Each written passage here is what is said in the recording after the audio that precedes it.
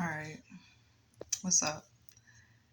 It's January 2023. I think it's like the 12th or some shit. And Miley Cyrus just put out her Flowers music video like 2 hours ago.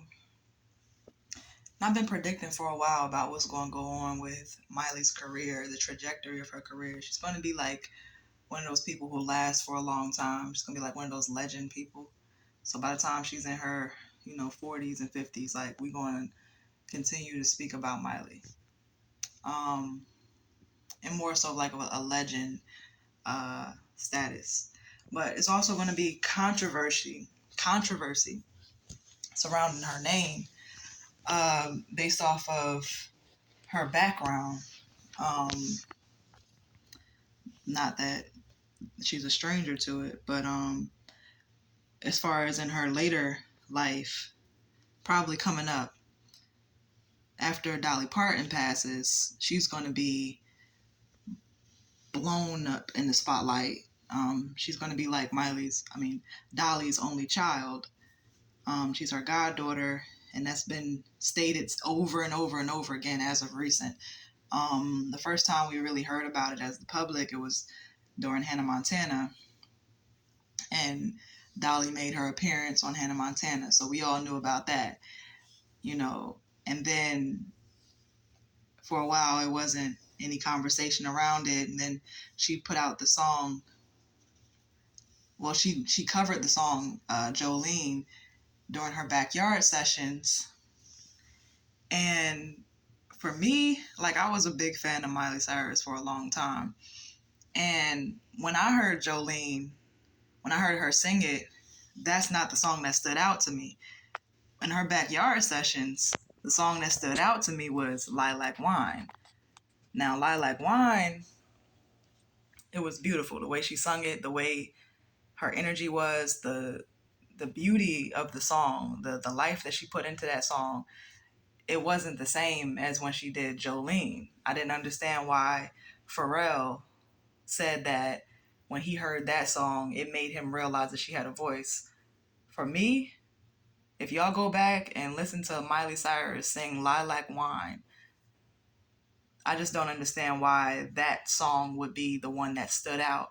For me, it's along with the narrative because it points back to Dolly Parton. It points back to her country roots. It points back to her connections, which is more relevant later on down the line when we see her and Dolly Parton again, showing up performing it, showing up together on the, the New Year's Eve party. They did a New Year's Eve special together. It's all to remind the public that Miley Cyrus is Dolly Parton's goddaughter while she's alive. So it means something. So when she does her tributes and when she probably does a movie, she might not do a movie. I don't know if she could do that voice. But when she does her tributes, it'll be more so felt in the hearts of people like, oh, Miley Cyrus, you know what I'm saying? She lost her godmother, you know what I'm saying? She was connected to Dolly Parton, and Dolly Parton's fans, who there's many, many, many fans of Dolly Parton, will be able to connect to Miley Cyrus. And since Miley's been cleaning up her image a lot more, being more respected in the public, while also remaining true to herself and her individuality, it's bringing more people in the adult realm to have respect for Miley Cyrus. That being said, beyond her talents and her connections, there's that phase that she went through around 2013 during the Bangers era, Miley's Bangers era. That's going to come back out, and it's going to be a huge discussion around cultural appropriation, rap, the conversation around rap and conscious rap and misogyny and celebrating the culture and just how Miley just totally like walked away from the rap culture. But she did pop up a few times. I think she popped up. Did she twerk with Meg Thee Stallion? I think Miley twerked with Meg Thee Stallion or Lizzo. I don't know. I don't remember. Somebody who had a big booty, but she was twerking with somebody, and that was recent. Probably like not very recent. Probably like a year or two ago.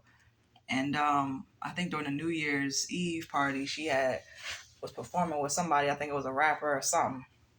But she's slowly coming back into the space that a lot of people were familiar with her, and used to her being in. So while that's happening, that conversation is going to be had. Miley Cyrus is very, very well spoken, and she'll be able to speak for herself and say, what she needs to say. She's really good at apologizing. She's really good at making public statements. So those conversations will be had. Let's see. Beyond that, Jaden Smith and the Smith family are going to be very, very, very much in the forefront of conversation regarding mental health, regarding not following the norm and what people believe is normal behavior as far as marriage, as far as the white picket fence, as far as society, the way we view people and families. The conversation around the Smith family has been really, it's been on the same narrative for a long time. Like before all this stuff, came out about Jada Pinkett, we was talking about Will and Jada's relationship and how they probably swingers and all this stuff for years. And when I say we, I'm just talking about people in the time. Just talking about how they raised their kids and, little stories here and there about this and that. It was even stuff talking about Jaden wanting to cut off his privates. And I don't know how true that is, but the conversation has been consistent regarding how they are. And for those who've been watching the Misfits and watching Jaden and Willow come up, especially around like 2014, 2013, 2015, really around that time, like 2015, 2016, 2014, absolutely. That's more so when they were more open and honest about what they believed in and who they were as people. And I was able to see around the time where I was coming into my own, that they was on the same shit I was on. Like they was on the same path that I was on. They believed in the same things that I believed in. And it's crazy, a lot of similarities that I and Jaden have. Like, it's crazy. I was reading an interview where he was talking about he wanted to be an architect. And I'm like, damn, I'm in school for architecture. Like, it's crazy. Like, music, art, film, science, spirituality. It's very, very important for the next generation to be very, very versatile, to be very much jacks of all trades, to be very well versed in a bunch of different ideologies and information. There's going to be a whole lot of cults coming up, a lot of charismatic leaders and leadership, but there's also information available to aid people and assist people who happen to come across certain individuals who want to manipulate them for their own benefit, for the person's benefit rather than for the people. To serve others is going to be to serve themselves.